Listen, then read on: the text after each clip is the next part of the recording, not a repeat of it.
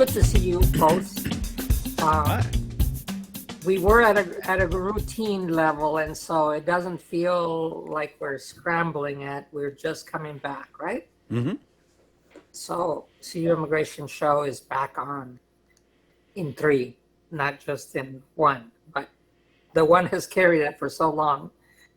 Um, I have two proposals today to talk about, but you guys can choose which direction. Okay.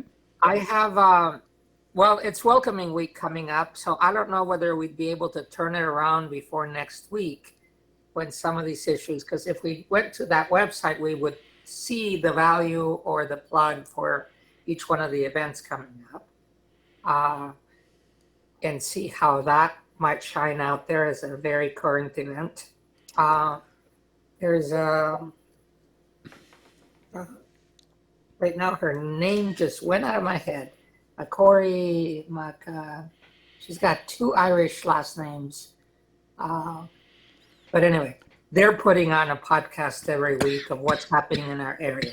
They put it out by Wednesday, and then you know what's happening in our area for the weekend, which I find very timely, very good.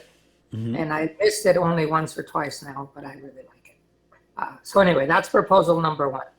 Proposal number two is just to go to a couple of items on the national level, since we're policy thinking and seeing what you guys think. There's and I forgot his name, the independent guy that's Republican, the one that really did a good job, the CEO, Vidam.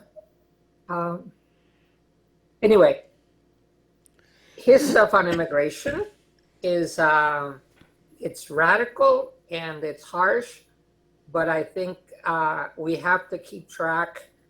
I mean, if we're going to talk policy at all, we have to keep track of both Trump and I wouldn't even call them competitors, but cazagoles is the only word that comes to my mind. I don't know if you play soccer. When I was a kid, I was very bad at running, dribbling, whatever else. So as a defense, I was usually the goalie. But when I was put in the position, I would be the cazagoles, which means You just froze. Right on the crucial point. What does it mean? were desperate. They would throw it to me, and I would shoot for the goal. So the whole job of that person is just not to worry about the game wherever it's going, because you're not going to win anyway. But just in case, you sit there next to the goal and you hope to get a goal in. Mm. And that's how I see most of the Republican nominees right now, or contenders. They're just there next to the goal hoping Trump will die, Yeah. or that Trump goes to jail or something, so they can put their goal in.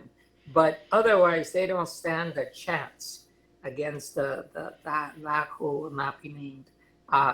But they're sitting there next to the goal. They want to be in the game. They just, something could happen. And so that's how, we could talk a little bit about them. Most of them have something online. And so it might be good to talk it through. So, those are just two options. You guys may want to. I did not watch the debate, so I don't have a clue. Okay. I just read the news about them and see how dismally they're doing, so I kind of write them off without. Well, it might not be worth going through their whole junk, because they're competing for, they're digging further in the compost pile to see if anything is in the compost pile that might be edible. Yeah, pretty much. Yeah. So you tell I was just outside in the garden. A lot of gardening metaphors today. Yeah. A seed and it grows and rains come down. Yeah. Yeah. Yeah. There is an interesting article that's I think is very different. I can show it to you guys, and then you guys can think. We can break it down together if you want to. But I think it's an interesting title. Here it is. And many windows open. It's unpolitical. Here it is. We don't dwell or we haven't heard too much about him, but I'll make it bigger in just a second. Yeah, I just saw that the other day. Did you? Huh. I did not. We knew Miller. We knew those people from Trump.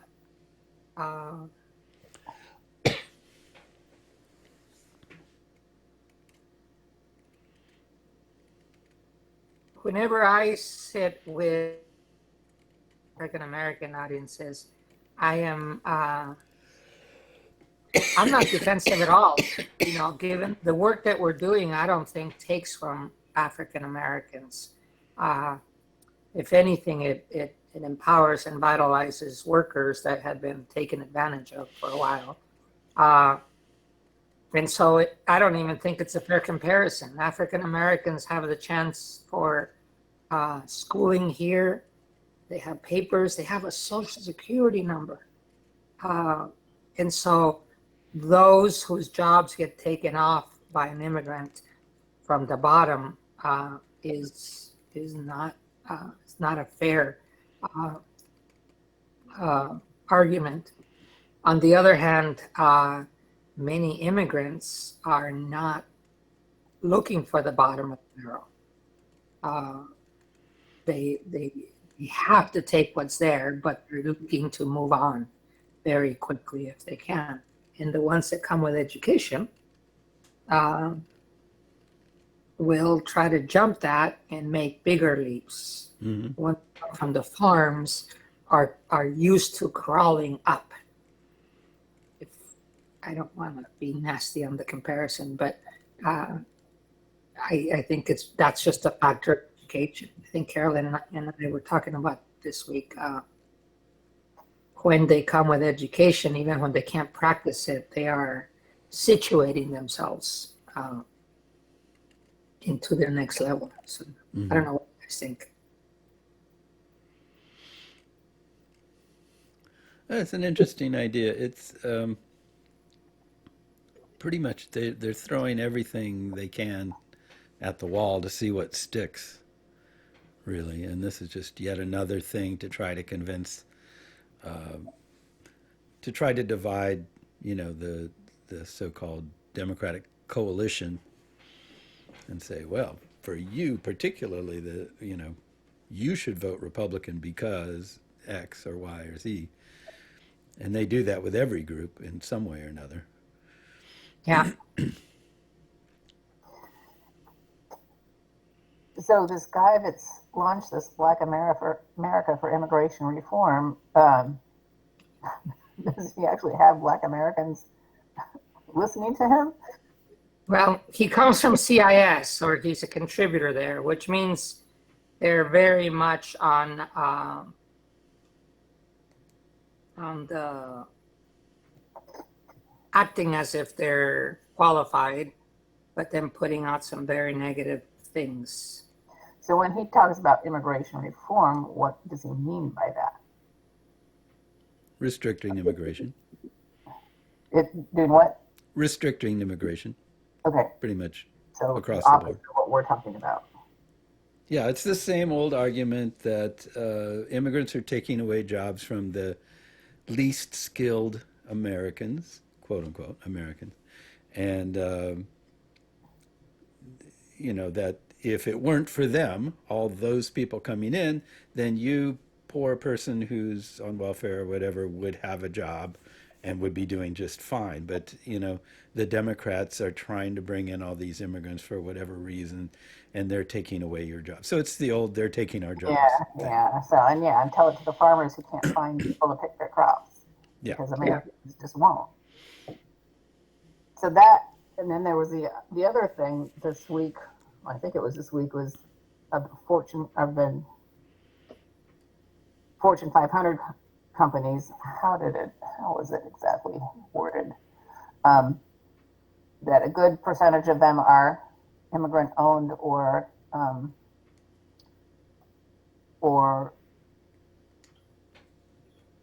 the one with the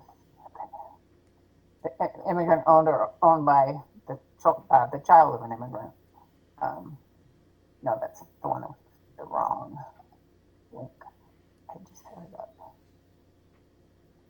There it is. And that's from the American Immigration Council.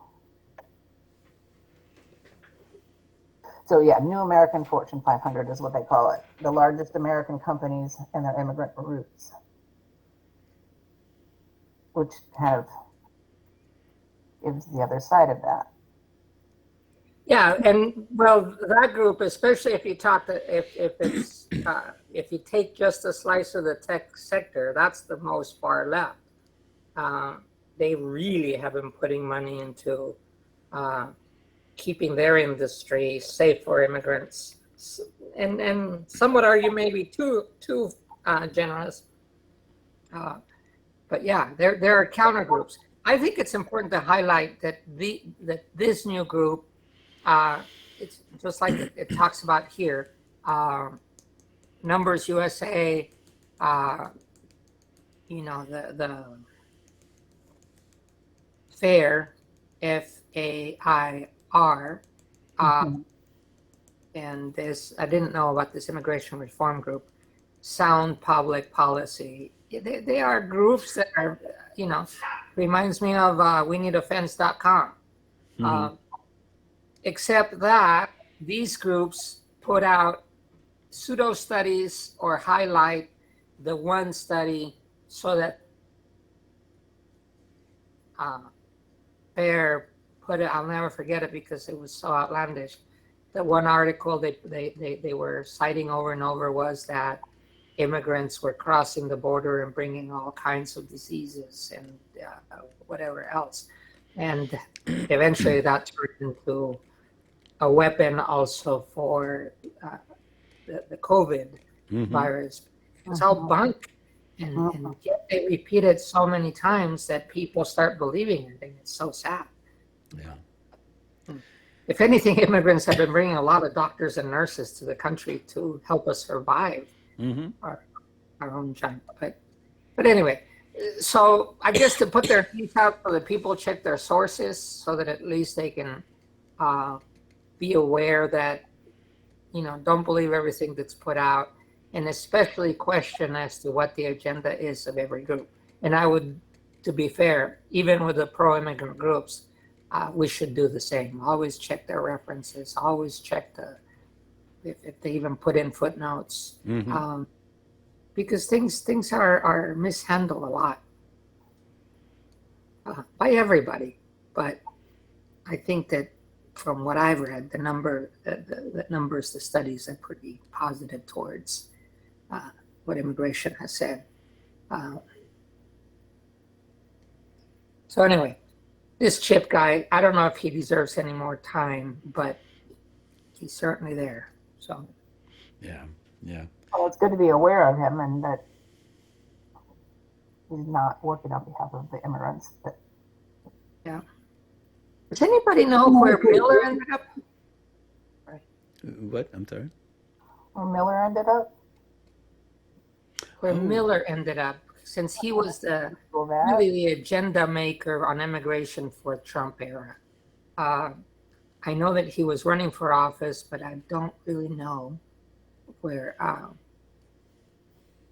why has he been so quiet? He hasn't won.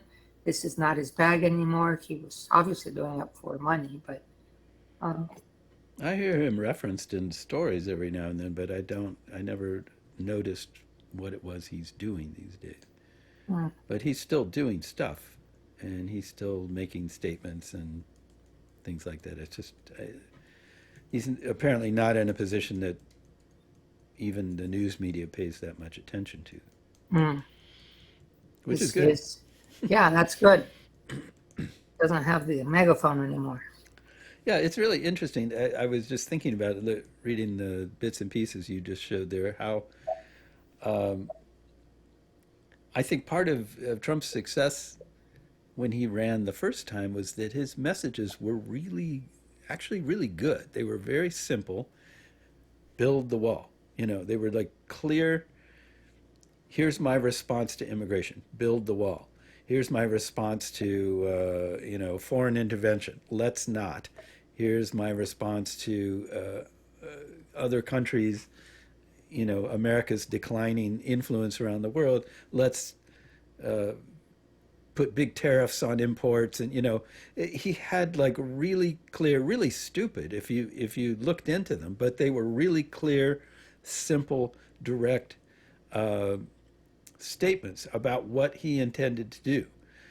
And he doesn't have anything at all like that this time. And I'm not sure exactly what he's running on or why he's so popular, because he really has nothing except he's angry that he lost the last election. That's it. He wants revenge. I mean, it's like he has no new ideas at all. The few things I've heard him say are just outlandish. I found one of them. In June, he suggested blowing up migrants' boats with drones. Mm-hmm. In this Guardian article. Yeah, I mean, DeSantis and wants. part of it, I think, sorry, but I was just thinking, part of it is that at least Trump doesn't have the same unfiltered access to all our media like he did. I mean, it took them at least a couple of years to call him a liar. Mm-hmm. And so he got a chance for a long time to put out his stuff, no matter where it was. And he repeated his same junk. I think now Trump, at least from the media I read, is mostly, not that he's filtered, but they only put up the most outlandish stuff because we already know his other stuff. What is newsworthy? Well, not his same old junk. So is there anything he says that makes sense that would call it new? I don't know. It's never made sense. It's true. It just struck me that it used to be at least very clear, and that makes good political messaging because it's simple. You don't have to, or at least you don't feel like you have to understand much past the surface. You look at the surface of the problem and somebody says, well, it's dark. Tom's on here and it's dark. Turn on the light. That's the answer. It's simple. And everybody goes, oh, great. Well, yeah, he should just turn on the light. And then you're done. But, that maybe I don't have any lights, or maybe, none of that matters because it's a simple problem. It's too dark. Turn on the light. We have too many immigrants. Build a wall. He just had these like things that were like that. And I think that was a real key to his success. And I'm just not sure what he's going to run on this time. And immigration stuff just seems to be all over the place right now. There's no clear, just like Republicans don't have a clear message on abortion anymore at all. They also don't seem to have a clear message on immigration, other than that they kind of don't like it and really think we ought to do something about it, but they don't ever really say what, other than. Well, actually, I just found in Axios Trump's new agenda on immigration. And I think it's rhyming just with what you said. Now he's putting out stuff that is that it's got enough specifics to basically say it's complicated, which is where Democrats always trip over themselves. Mm-hmm. Because on the Republican side, it was a very clear message, but it was often lies. Yeah, yeah. That is, it was based on such bogus stuff, but it sounded good, and so they repeated it over and over. The Democrats, and I'm not calling them any more honest, but there's enough Democrats that won't agree with the simple lie that they trip and they fall. Mm-hmm. Whereas here, just leave it to the one with the mic to say it simply, and people rally around it. Yeah. So People want simple answers to complex questions. Yeah, it is. It's problematic, but yeah, it's true. And the less educated they are, the more they believe that simple answers make sense.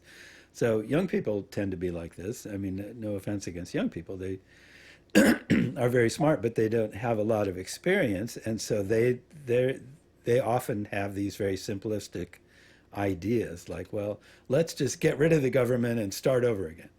You know, the government's a big mess. Let's just get rid of everybody and start over. You know, it that stuff like that just doesn't. It's not that easy, and I don't know.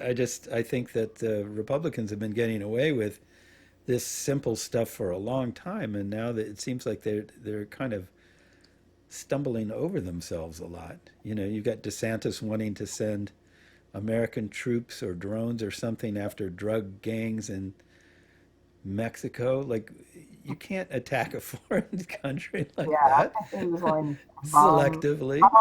them in Mexico. Yeah. Well, Vivek is saying the same thing, and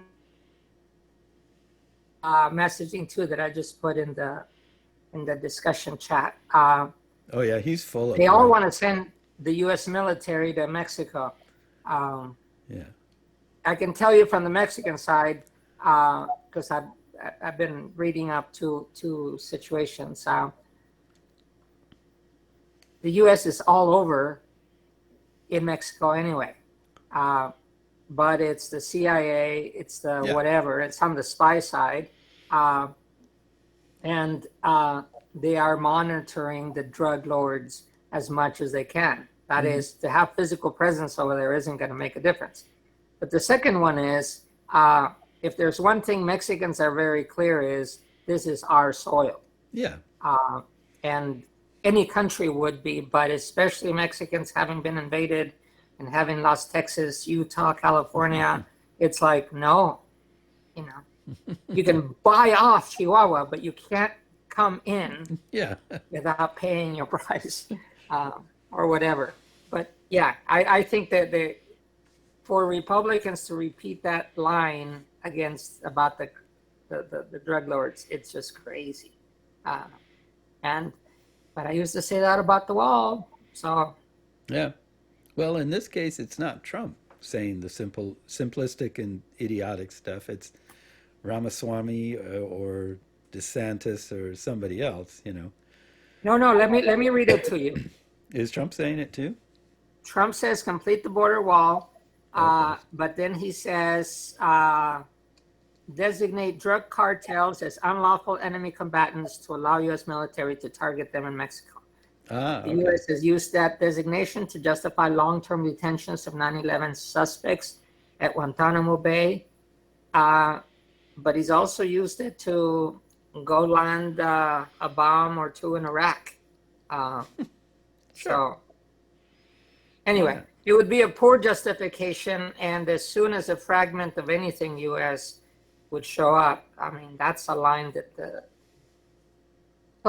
anyway, even in hypothetical, it sounds completely the wrong way to go for anybody to do. So the Democrats, on the other hand, are they just afraid to they're not united, and are they afraid to touch the subject, or? I think so. Well, they're leaving it to Biden so that he can do or die, you know, but let him define the policy because they don't really know what to do. Uh, Well, there are a lot of topics. I think the drug situation is very similar to the problem of homelessness in that there are so many different reasons why people use drugs and why illegal drugs continue to flourish and proliferate beyond where they were before, just as like there's many reasons why people are homeless, and it can be economic, it can be mental health problems, it can be alcohol and drug use, so there's not a solution to it. There are a number of solutions to it, and who knows if they will work or not, because we only try things up to a point and then go, oh, this isn't working, and then we try something else, or we just keep trying, like the war on drugs, even though it's not working.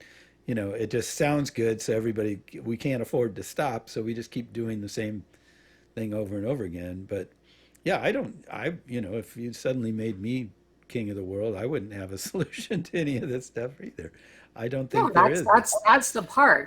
There isn't. Let me read very quickly the Democrat uh, platform, Okay. because it's 4 little paragraphs long.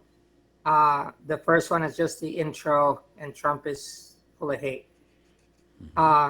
But they say, thanks to President Obama, hundreds of thousands of dreamers, and so they give themselves a pat on the back over that. And then Democrats will continue to work towards comprehensive immigration reform that fixes our system, places value on families. And the last one says, Democrats know the importance of our country's history as a nation of immigrants. We honor our fundamental values by treating all people who come to the United States with dignity and respect. And we will always seek to enhance, to embrace, not attack immigrants. And that is the platform. That's it. No specifics, no anything else.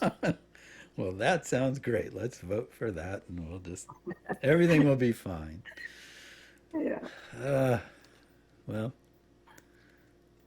I guess if on the opposite side your specifics are build the wall and send drones after immigrants in boats and things like that, then might as well just have a few feel-good paragraphs and call it a day, because the other side is not offering anything of any value either. So, Yeah. Actually, one thing that I find, so I do TikTok very much as a reaction. Lisa sends me a TikTok, which then grabs me, and that I don't have a way to get out without, pump me more things. But TikTok will often target me and then give me, it'll profile me and then give me what I want. And one of the things that I seem to want Oh, he just froze again. on the Mexican side of the border. So if you ever want a good laugh, just tell TikTok to give you border walls, but from the Mexican side. Because we see the people lined up at the wall is very high and mighty, or there's a ICE vehicle or a border patrol vehicle going right by, and the wall is there, the sunset, whatever. But on the Mexican side, you have people, I remember when it says, oh, it's the 2:00 shift. And these guys come, roll up to the wall, they take out their ladder, they hook it up all the way to the top, and then they have a race amongst 2 or 3 guys to see who can get to the top the fastest. And they're filming it as a contest, like the reality shows in which they have a contest, over obstacles. Mm-hmm. Well, somebody out there is having lots of fun just creating how fast can you climb the wall and get to the other side kind of deal. It's kind of fun. Well, Or the holes, or, people, especially the very young people that will wiggle themselves through. Uh-huh. And it's like, how could you guys not make it at least, narrow enough so this wouldn't happen? It's crazy. But on the other side, it was like, kind of like it was for us here. It's a joke.